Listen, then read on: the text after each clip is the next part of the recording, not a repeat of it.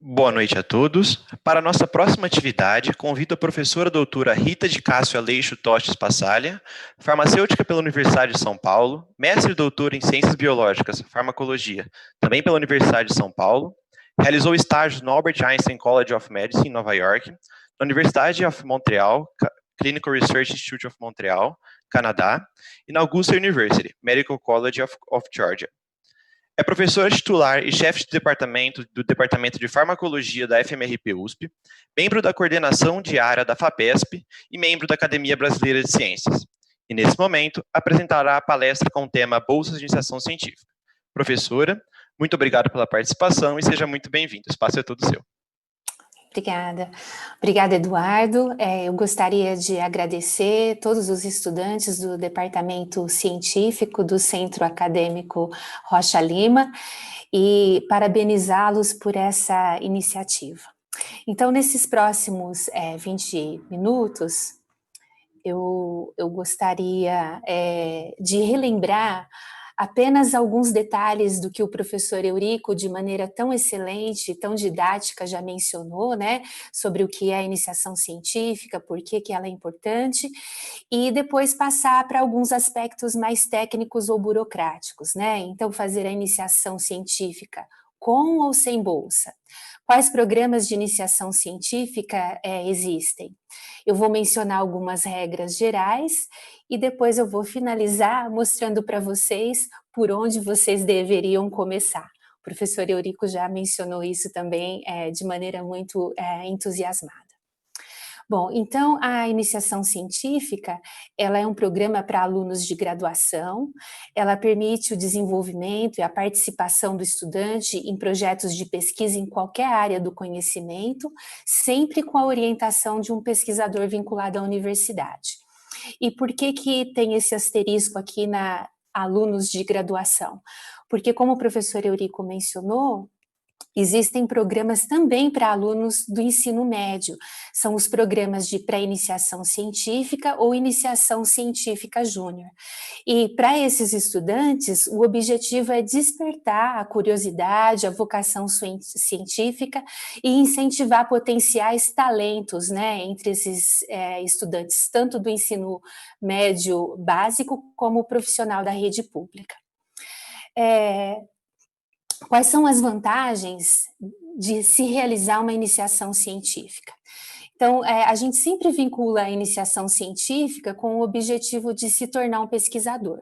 Mas eu queria falar para vocês que a iniciação científica não deve ser realizada só por quem quer ingressar na carreira acadêmica, mas ela pode ser feita por estudantes que queiram ter carreiras em qualquer área do mercado de trabalho.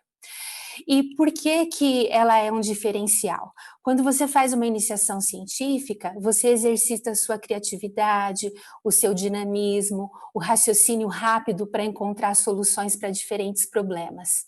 E isso faz com que você desenvolva um pensamento crítico, que você tenha maior autonomia, maior criatividade e mais também responsabilidades.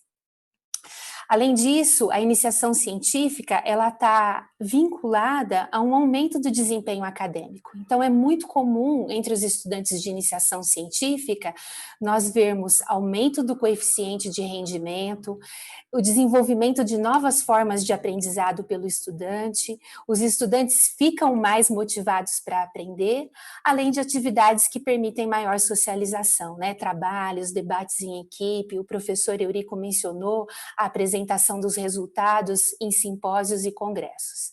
E nesse momento tão importante, né, que a gente está vivendo, a iniciação científica, ela permite com que o estudante tenha uma nova visão sobre o que é ciência e sobre a importância da ciência.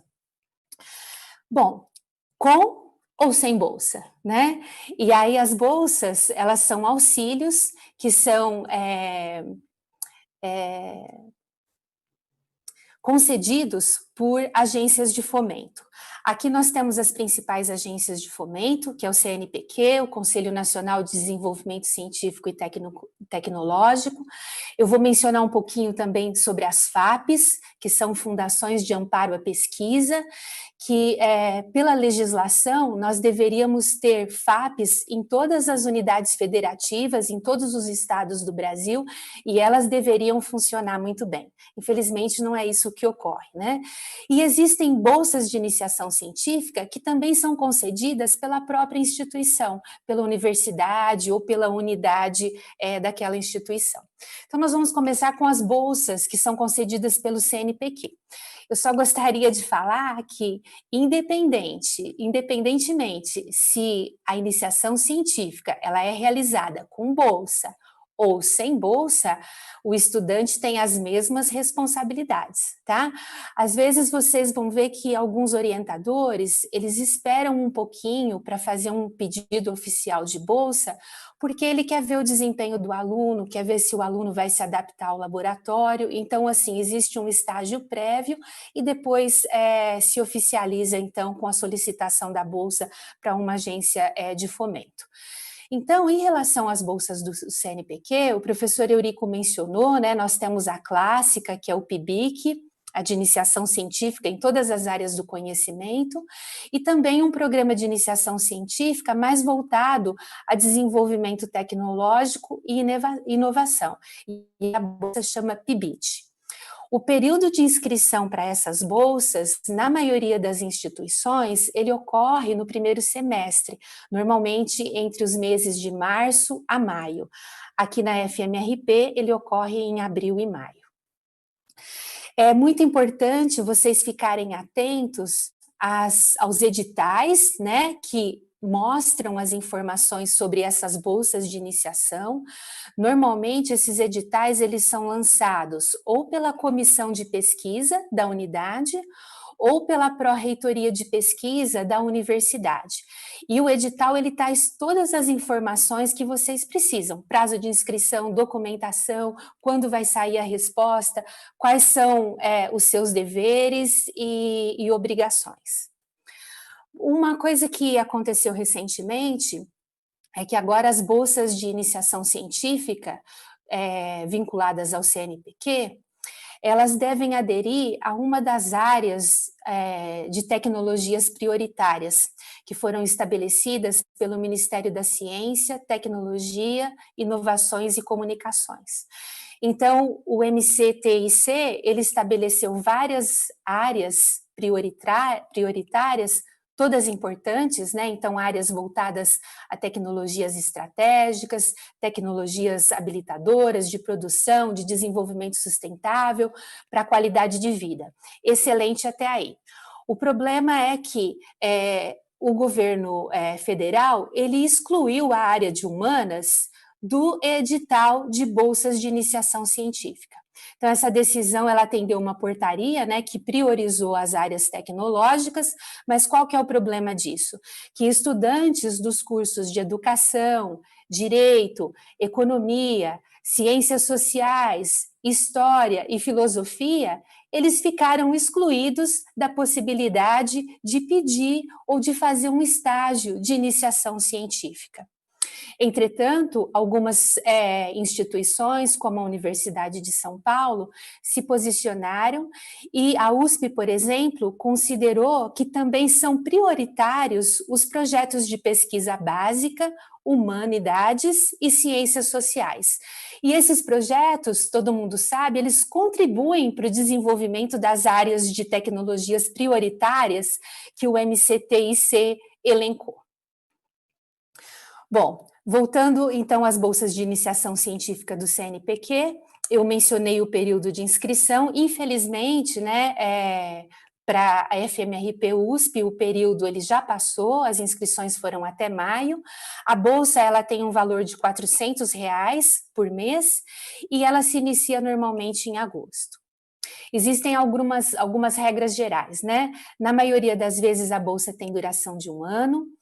Não há restrições quanto à idade do estudante, se ele já se graduou em um outro curso ou em relação ao semestre que ele ingressou na graduação. Vocês podem fazer estágio de iniciação científica desde o primeiro ano, não é nenhum problema.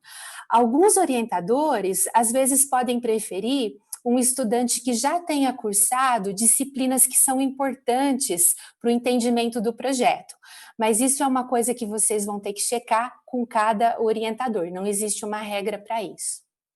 O aluno precisa estar regularmente matriculado, não pode ter vínculo empregatício, ele tem que ser selecionado e indicado pelo professor, pelo orientador, para ele poder ter a bolsa, tem que ter um currículo cadastrado na plataforma Lattes, apresentar bom desempenho acadêmico, não pode ter bolsa de outro programa e, como o professor Eurico mencionou, tem que apresentar relatórios científicos. Um outro ponto que eu destaco para vocês é que, assim, o supervisor também é bastante importante, né? Porque como é uma bolsa voltada a atividades de pesquisa, é importante que o supervisor, ele esteja engajado em atividades de pesquisa, que ele tenha auxílio financeiro, que ele publique os resultados da sua pesquisa em periódicos internacionais.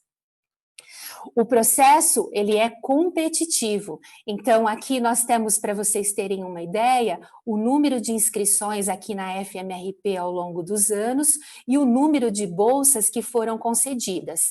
Então não é todo aluno que se inscreve a uma bolsa que ganha, né? E em função disso, a inscrição ou a seleção, todos os documentos têm que estar de acordo com o edital. Então fiquem atentos. Os documentos são extremamente importantes, o orientador normalmente ele é responsável, né, por enviar a documentação, vocês têm que ler atentamente o edital e estar em contato constante com o docente que vocês escolheram para ser seu orientado, seu supervisor. Uma característica das bolsas PIBIC na USP, né, é que ao final da bolsa, ao final do estágio, o aluno ou o estudante ele tem que apresentar os resultados num simpósio internacional de iniciação científica e tecnológica da USP. É um simpósio que é realizado em 2 etapas, alguns trabalhos, os melhores, são selecionados e eles vão para um simpósio de iniciação científica no exterior. Então é uma oportunidade bastante legal. Existem bolsas, como eu mencionei, que são vinculadas à instituição. Então, às vezes, a pró-reitoria de pesquisa ou a pró-reitoria de graduação ou mesmo a comissão de pesquisa elas são responsáveis pela concessão da bolsa. E um exemplo que eu quero dar aqui são as bolsas PUB da USP. Então, o PUB é o Programa Unificado de Bolsa. E esse programa PUB, ele faz parte de uma política de apoio à permanência e formação estudantil da Universidade de São Paulo. Então, esse programa ele permite o engajamento de estudantes em atividades de investigação científica, também em projetos de extensão, e com isso visa contribuir para a formação acadêmica e profissional dos estudantes regularmente matriculados. Essa bolsa PUB é um pouquinho diferente, né? Os docentes apresentam os projetos de pesquisa, esse projeto de pesquisa ele é cadastrado nos sistemas USP, a vigência vai de setembro até agosto do ano seguinte, e depois que os projetos estão cadastrados, porque a reitoria tem que escolher quais projetos vão ganhar bolsa, aí os estudantes fazem a inscrição nos projetos que foram aprovados. E essa é uma oportunidade que está aberta. Então, olha, a inscrição para a Bolsa PUB, ela vai agora do dia 19 de julho até o dia 7 de agosto. E a bolsa também tem valor de R$400. O estudante, para se inscrever, ele precisa estar inscrito no programa de apoio à permanência e formação estudantil. Então, é uma pontuação socioeconômica, né, que é conferida ao estudante. Depois de inscrito no programa, ele acessa o sistema e se inscreve no programa de bolsas e faz a sua inscrição no projeto que ele mais gostou no período aqui que eu mencionei. Então, devido à pandemia, né, que a gente está vivendo, quem fez inscrição para o programa de apoio à permanência em 2019 não precisa fazer de novo, né? A reitoria vai aceitar essa inscrição. Agora, quem não se inscreveu em 2019 tem que obrigatoriamente fazer. E existem projetos de todos os tipos, né? Eu elenquei aqui alguns dos quais o meu grupo está envolvido, então Meninas Cientistas, o Ciência Por Aí, que é um website onde são colocadas informações científicas, ODS e doenças inflamatórias, o programa Jovem Imunologista, e várias dessas atividades elas foram adaptadas agora para o nosso período. Então vale a pena checar e tem projetos muito interessantes. E na nossa última parte, então, as bolsas de fomento que são concedidas pelas FAPES, as Fundações de Amparo à Pesquisa. Como os estudantes do departamento científico me disseram que nós temos inscritos, né, de outros estados, então, além da FAPESP, que é a Fundação de Amparo à Pesquisa do Estado de São Paulo, eu coloquei aqui algumas outras, né? A FAPEMIG de Minas Gerais, a FAPEG de Goiás, Fundação Araucária no Paraná, a Fundect do Mato Grosso do Sul, FAPESB na Bahia, a FAPEMAT no Mato Grosso, FAPERGS no Rio Grande do Sul e a FAPT no Tocantins. Todas essas FAPs, e elas existem em outros estados também, elas concedem bolsas de iniciação científica. Em relação à FAPESP, né? As bolsas, elas podem ter duração de 1 a 3 anos, o valor é um pouquinho maior, né? Olha, quase R$700 por mês. Essa bolsa vem vinculada ao que a gente chama de reserva técnica, que corresponde a um percentual de 10% sobre o valor da bolsa do ano todo. E esse dinheiro ele pode ser utilizado para comprar reagentes para o projeto e para o estudante participar de eventos científicos, de congressos. Ela também permite um estágio no exterior por 4 meses, a gente chama isso de bolsa BEP, né? E todas as informações estão no site da FAPESP. De 2010 até o ano passado, a FAPESP concedeu 614 bolsas de iniciação científica no exterior. Então, assim, olha, são bolsas de iniciação que permitiram que os alunos fossem para diferentes países em diferentes continentes. O estudante, né, o que ele precisa para ganhar uma bolsa FAPESP? Ter concluído disciplinas relevantes para o projeto, tem que ter um bom desempenho acadêmico, não pode ter reprovação no currículo, tem que ter tempo disponível para executar o projeto, um mínimo de 20 horas semanais, e aí eu estou rindo, lembrando da grade que o professor Eurico mencionou. A submissão ela é feita exclusivamente no site da FAPESP.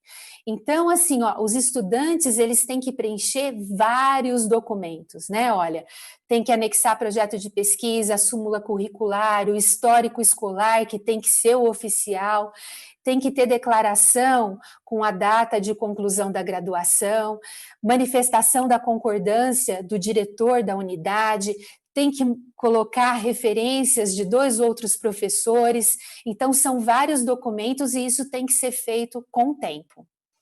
Essa bolsa, diferente da bolsa PIBIC e da bolsa PUB, por exemplo, da USP, ela pode ser solicitada em qualquer época do ano, e o prazo de análise normalmente demora 75 dias, tá? Para as outras FAPs, eu andei dando uma olhada, né, agora à tarde, e assim, são bem variadas as datas de inscrição, né? Então, por exemplo, para a FAPEMIG aqui, eu encontrei em Viçosa, as inscrições terminaram em maio, mas em Lavras vão ser em outubro. Na Fundação Araucária já foi em maio, acabou de terminar, né? Dia 15 de junho.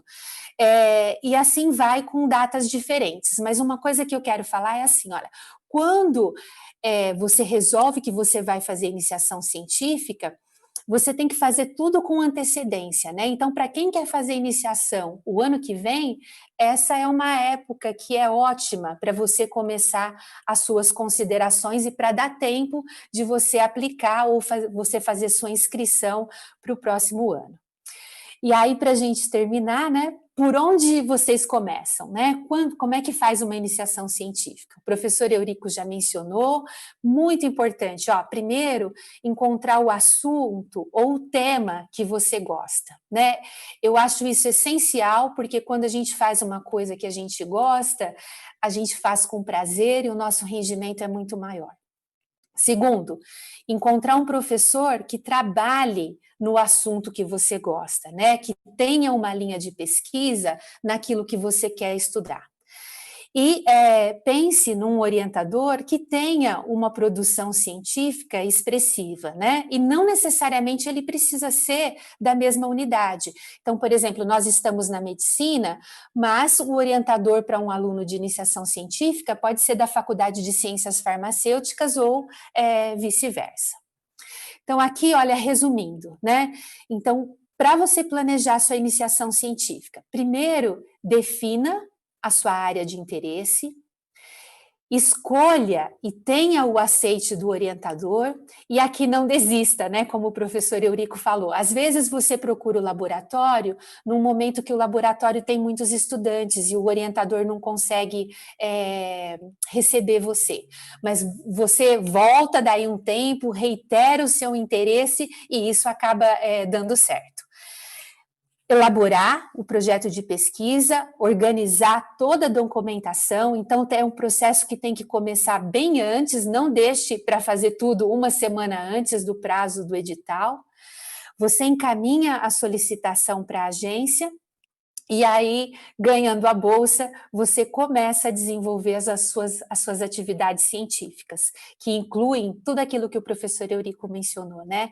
Leitura intensa, realização dos experimentos, participação nas reuniões dos laboratórios, participação em simpósios e congressos.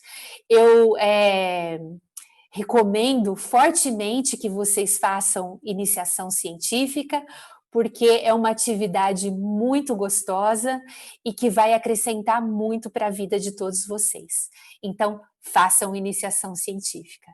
E com isso eu termino e eu agradeço mais uma vez o Departamento Científico do Centro Acadêmico Rocha Lima. Obrigada.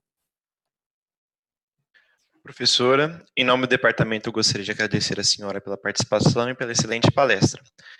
Foram feitas algumas perguntas no chat do YouTube, eu gostaria de fazer para a senhora. A primeira é, a senhora poderia comentar um pouco a respeito dos prazos do Comitê de Ética para aprovação de um projeto? Bom, então isso depende de cada uma das unidades, né? Então, na faculdade de medicina, esse não é um processo que demora muito, mas você tem que começar, eu diria, com 1 a 2 meses de antecedência. Então, está trabalhando no projeto, a proposta foi definida, já faça a submissão ao comitê de ética, porque enquanto você faz a solicitação da bolsa, os dois processos vão caminhando ao mesmo tempo. E aí, quando você recebe a boa notícia da bolsa de iniciação científica, o seu projeto já foi aprovado pelo comitê de ética. Então, você não gasta o tempo da sua iniciação esperando uma aprovação. A segunda pergunta seria, eu posso fazer mais de uma IC ao longo da graduação? Pode. Às vezes nós vemos, por exemplo, na FAPESP, alunos que realizaram 3 iniciações científicas ou 3 estágios de iniciação. Então, tem 2 casos. Você pode começar um estágio de C, né, inicialmente por 1 ano, a sua bolsa pode ser renovada para o 2º ano e às vezes até por um 3º ano, dentro do mesmo laboratório, trabalhando com o mesmo projeto, ou você pode fazer 1 ano de iniciação científica em um laboratório, conclui aquela pesquisa e muda para um laboratório, para um projeto totalmente diferente. Isso é possível, e se vocês começarem já no 1º e no 2º ano, isso permite que vocês vejam diferentes áreas e façam uma escolha bem madura para aquilo que vocês querem trabalhar por mais tempo. A próxima pergunta é, como é avaliado o IC para um aluno da residência de medicina? É levado em consideração se for realizado em outra área? O professor Eurico seria a pessoa ideal, né, para responder essa parte por causa e talvez a professora Cristina por causa da parte clínica, mas pelo que eu sei, isso conta sim para o exame de residência, isso conta quando é feita a avaliação do currículo de alunos. Uhum. Eu tenho ex-estudantes de iniciação científica, né, que são da medicina, passaram pelo meu laboratório, e eu escrevi cartas de recomendação porque eles colocaram o estágio de C no portfólio que foi apresentado para o exame de residência. Então, conta sim. A próxima é: o PIBIT é semelhante à bolsa de treinamento técnico oferecido pela FAPESP? Não, é um pouquinho diferente. A bolsa de treinamento técnico, ela visa treinar o estudante em uma determinada técnica que é importante para o projeto de pesquisa que o professor ou que o orientador está fazendo no laboratório. Então, às vezes, vamos supor, lá no laboratório do professor Eurico, ele tem uma técnica que mexe com microscopia de fluorescência. Então, o estudante ele vai ser treinado naquela técnica e ele vai desenvolver experimentos relacionados à técnica. A bolsa PIBIT, ela está relacionada a um projeto de pesquisa onde o estudante tem um papel-chave e que vai resultar em algo inovador ou no desenvolvimento tecnológico. É um projeto dele, então é um pouquinho diferente. A próxima seria: eu posso apenas escolher um IC já existente para dar sequência ou posso iniciar uma do zero? Se eu entendi a pergunta, pode começar do zero. Como assim iniciar do zero? Eh, eu não sei se eu consegui entender, mas toda bolsa de iniciação científica, ou todo estágio de iniciação científica, ele começa do zero. Então, qualquer estudante que chegue ao laboratório, no meu, por exemplo, né? Primeiro ele vai conhecer as linhas de pesquisa, ele vai interagir com os outros estudantes, vai passar um tempo se ambientando, para depois a gente definir o projeto e solicitar a bolsa.